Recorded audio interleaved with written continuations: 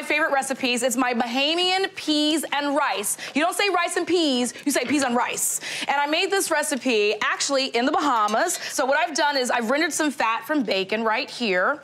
I'm just getting it out of my pan. And Katie, you've already been kind of chopping down what is gonna go in here. I've got some celery, some onion, and some green bell pepper. So that goes down first. All in the bacon fat. All in the bacon fat, girl, yes. That's the one thing I love about the Bahamas. The girls have curves. Yes, put it in there. So some celery goes in.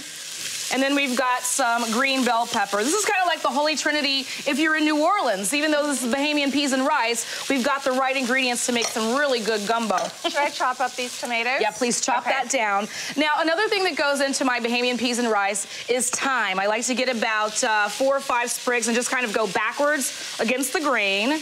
I'm gonna add in some rice as well. Now, the rice is really important because this is peas and rice, right? And what's important about the rice is I don't just take it out of the bag and put it right into the pot. What I love to do and what they do down there in Bahamas is you put it in a colander or a sieve, run it under cold water until the water that's coming out from beneath it is clear. That's gonna release. What does that do? Well, when it's in the bag and they're just kind of hanging out with each other, it's a lot of like starch dust, I like to call it. And that can make your rice kind of sticky to each other. And I love when you flake rice and it actually flakes apart. So that's really what's gonna help it do that when you rinse all of the starch out of it before you get it into the pot. Just get it in here, and then I'm gonna toast it in the fat until it becomes nice and nutty. So in here, Katie, thanks for chopping up my Roma tomatoes.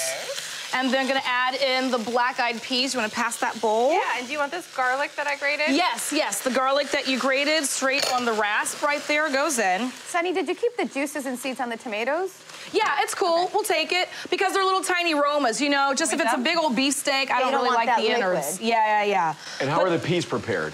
The peas, just straight out of the can, baby doll. All right, so then Katie, bring the water and the Worcestershire sauce, and then the heat is gonna go in at the end.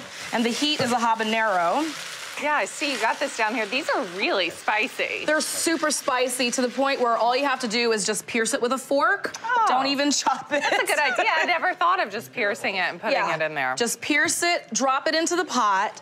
And if you're not into like super spicy food, you don't have to leave the habanero in there the entire 40 minutes. What's gonna happen is we drop this in, bring it up to a boil, and then when it's boiling, drop it down, cover it up to a low simmer, cover it up, and it's gonna cook for about 40 minutes, and then everything's gonna be all nice and yummy and soak up all the juices. Boom.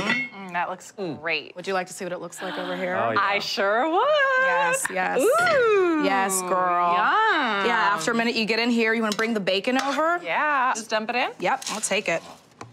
All right. And then just stir it all in there. Oh my goodness. Oh, look at that. And then just get this into a bowl. You guys hungry? Oh, yes, please. Tell me what you think. Are you an Eleuthera?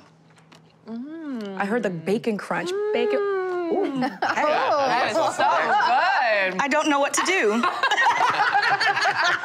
The bacon got me going. No, I love the smoky flavor of the bacon. You've got the crunch of the veggies. This is like comfort food. It's so good. Thank you so much.